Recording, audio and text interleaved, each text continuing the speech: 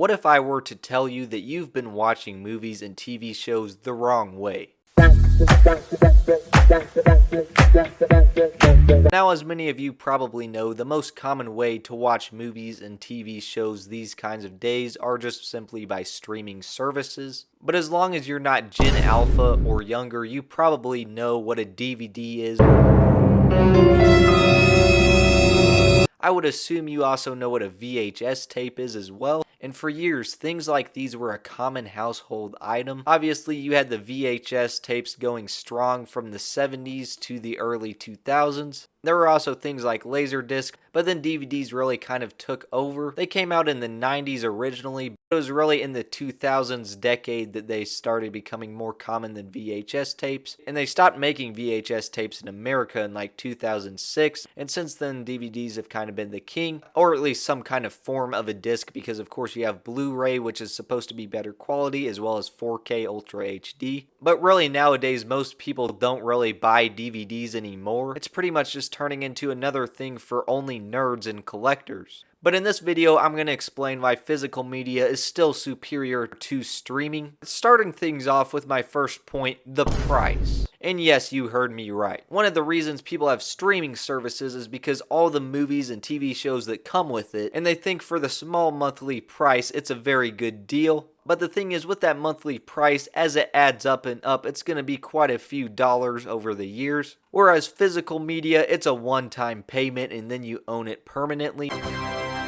Now, maybe it's not always the best deal if you buy movies right after they come out and they cost like $20, $25. You might just want to wait a little while after they come out, and you can be very strategic when you buy them. You can purchase used ones or movies that come in collections, and there are some really good deals out there, especially with TV shows. If you get a complete series, it's cheaper than getting individual seasons. And if you're comfortable spending more money, you can get the better quality Blu-ray and 4K. And if you're a huge collector, you can get the special edition steelbooks and all that great stuff for nerds. And you might argue, well, that takes up space in your house. Well, sure it does, but that's something you should be proud of. I mean, if someone walks into your house and sees all the DVDs that you have on a shelf, that's basically a flex. Or at least it should be. But I know you're probably thinking just buying a DVD every time you want a specific movie is not as good as having a streaming service with all the awesome options. This is really what I've noticed with streaming services. There's not a huge variety on most streaming services. Of course, you have Disney Plus, which is great if you like Star Wars and Marvel. And if you're into Mission Impossible and TMNT and Transformers, Paramount Plus would be great. And all these streaming services has their specific franchises. But in most cases, people just are not satisfied with one streaming service. They have to have something that's on another one.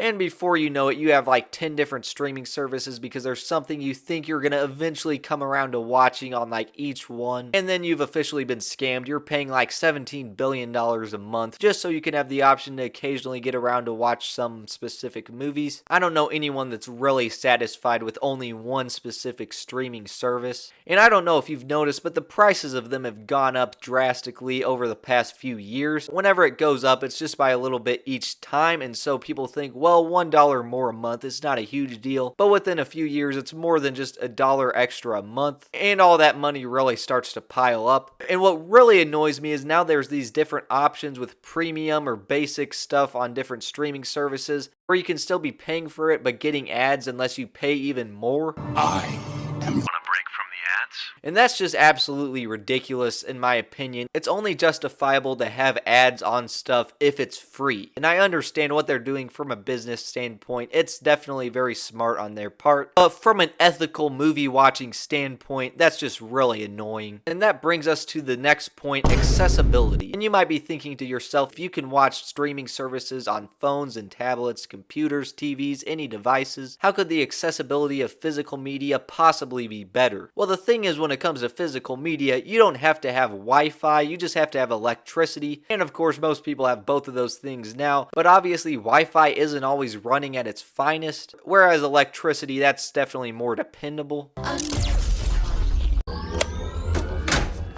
Not to mention, let's talk about a road trip scenario where there's a family and the kids are wanting to watch something. Technically, they could watch a streaming service if you have a hotspot on your phone, but let's just pretend for the sake of the argument that you're poor. Well, you can still watch a DVD on a portable DVD player plugged into the car. And of course, there was one point where they had those little screens with the built-in DVD players that they're not really making anymore because everyone has phones. Also, not to mention, if you teach a young kid how to work a DVD player or a VCR, that's a great way to teach them early on how to use stuff and how to be able to depend on themselves. And of course, I'm saying all this, who even knows what the future holds? AI is probably just going to take over. But my final point is the quality of what you're watching. A lot of the physical media will come with some special features. Sometimes that includes behind the scenes stuff or deleted scenes. It's always some pretty cool stuff that the streaming services typically don't even offer. And also with physical media, you can get other versions of movies. Like for example, if you want to watch the original Star Wars trilogy, how they were released in theaters. People act like those versions are so ancient and hard to find, but if you have a VCR, you can find the VHS tapes on eBay and then watch those original versions. And if you're thinking to yourself, no one has a VCR in 2025,